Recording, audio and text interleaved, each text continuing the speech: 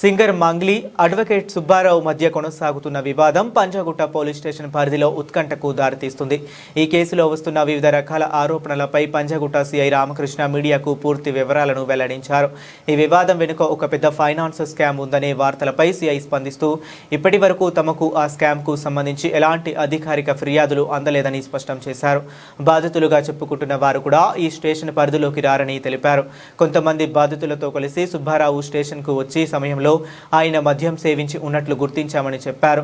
తక్షణమే నిర్వహించిన breath analyser టెస్టులో 27 mg ఆల్కహాల్ శాతం నమోదైనట్లు వెల్లడించారు.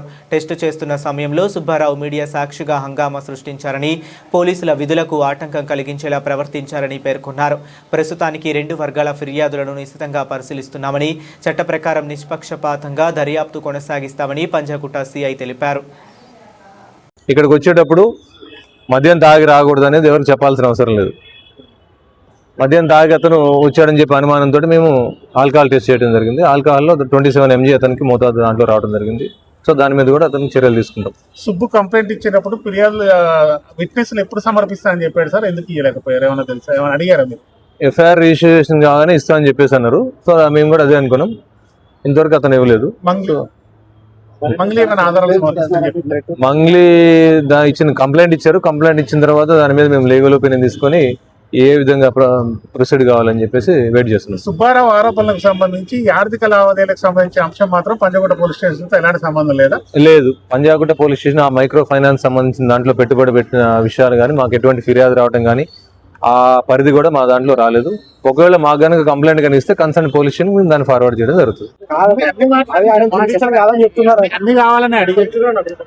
సార్, మీరు సుబ్బు ఫిర్యాదు మీద ఎలాంటి చర్యలు తీసుకున్నారు? మంగ్లీ ఫిర్యాదు మీద ఎలాంటి చర్యలు తీసుకున్నారు? ఇప్పటి వరకు జరిగింది ఏంటి? ఎవరైనా ఎవిడెన్స్ సమర్పించారా? సుబ్బారావు గారు వారం రోజుల క్రితం మాకు పోలీస్ స్టేషన్లో కంప్లైంట్ ఇవ్వడం జరిగింది.